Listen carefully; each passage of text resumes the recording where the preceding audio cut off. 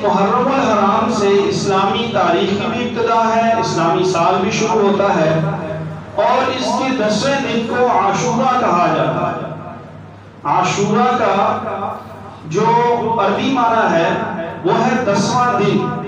عاشورہ عربی لفظ ہے، اس کا معنی ہے 10واں دن۔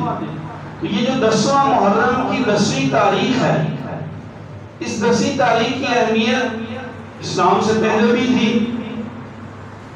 ایام تو سارے ہی اللہ کے ہیں، لیکن جس طرح رمضان المبارک کے 30 دنوں کو، ذی الحجہ کے 10 دنوں کو اللہ تعالیٰ نے فضیلت عطا کی ہے، اسی طرح محرم کی 10ویں کو بھی اللہ تعالیٰ نے فضیلت عطا فرمائی، اور اس کا نام عاشورہ مشہور ہوا۔ اور یہ عاشورہ کا دن وہ دن ہے کہ جب موسیٰ علیہ السلام فرعون کے سامنے مناظرہ ہوا اور موسیٰ علیہ السلام اس مقابلے کو جیت گئے، اور پھر موسیٰ علیہ السلام نے اپنی قوم پہ محنت فرمائی تھی کہ وہ آزادی لیں، کہ وہ نسل در نسل غلام چلے آ رہے۔ فرعون کی جو قوم تھی وہ قبطی تھی، قبطی جو لوگ تھے یہ حکمران تھے، اور فرعون مصر میں تھا، مصر سے یہ سارے علاقے مصر میں ہی شمار کیے جاتے تھے۔ تو فرعون نے بنی اسرائیلیوں پر حکومت کی ہوئی تھی، ان سے بگاڑ لیتے تھے، فقط ان کو کھانا اور یہ چیزیں مہیا کی جاتی ہیں اور کوئی حقوق نہیں ہوتے۔ لیکن موسیٰ علیہ السلام نے قوم میں حریت پیدا کی اور ان کو ان کی حیثیت یاد دلائی، اور پھر اپنی قوم کو لے کر مصر سے نکلنے لگے۔ جب فرعون کو پتہ چلا کہ بنی اسرائیلی تو موسیٰ علیہ السلام کے ساتھ نکل چکے ہیں، تو یہ اپنے لاؤ لشکر کے ساتھ ان کا پیچھا کرنے لگا۔ موسیٰ علیہ السلام کے ہاتھ سے اللہ کریم نے معجزے کا اظہار فرمایا کہ موسیٰ علیہ السلام نے دریا پر لاٹھی ماری اور 12 رستے بنے دریا میں۔ پانی جو مایا چیز ہے لیکن اللہ کے حکم کے تابع ہے۔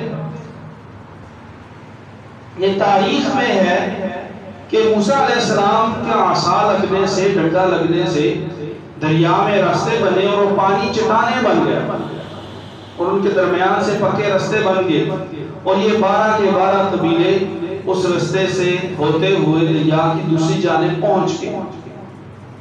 چونکہ محیر العقول، عقل کو حیران کر دینے والی بات تھی، کچھ لمحات کے لیے تو قبطی فرعونی یہ کھڑے رہے کہ یہ کیا ہو رہا، پانی سے لوگ گزر کے چلے گئے اور راستے بن گئے، اور پھر اس نے فرعون نے اپنا گھوڑا بھی ڈال دیا کہ ان کے لیے راستہ بن گیا ہے، لیکن وہ طاقت کے نشے میں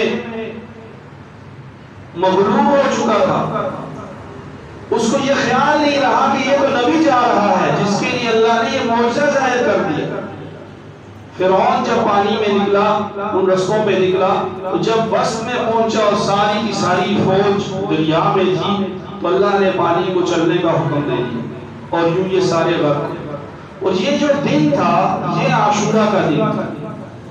احادیث مبارکہ میں جو تفصیل آتی ہے وہ صرف اس واقعے کی آتی ہے کہ بنی اسرائیلیوں کو جو قبطیوں سے نجات ملی وہ عاشورہ کے دن ملی، 10 محرم کے دن ملی۔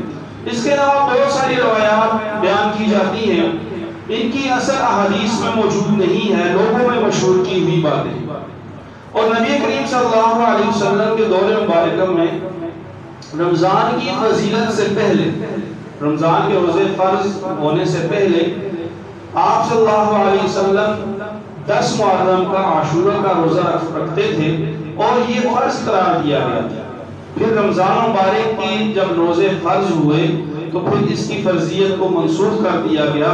اب عاشورہ کا روزہ مستحب ہے اور مسنون ہے، اور نبی کریم صلی اللہ علیہ وسلم کی سنت مبارکہ ہے کہ آپ صلی اللہ علیہ وسلم نے 10 محرم کا روزہ رکھا اور صحابہ سے رکھوایا۔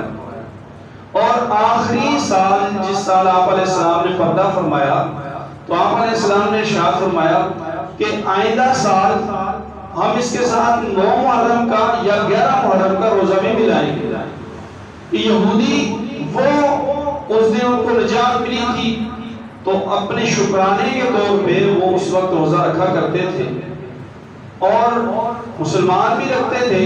تو آپ علیہ السلام نے فرمایا کہ ان سے مشابہت نہ ہو، ہم 2 روزے رکھ لیں، 9ویں کا بھی ملا لیں گے یا 11ویں کا ملا لیں گے.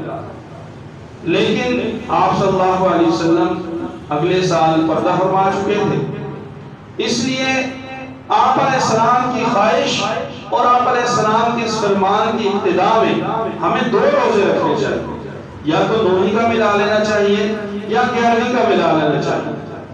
اور اس نیت کے ساتھ کہ آپ صلی اللہ علیہ وسلم کی اس مبارک خواہش، آپ صلی اللہ علیہ وسلم کے اس مبارک ارشاد کی وجہ سے اللہ تعالیٰ رحمت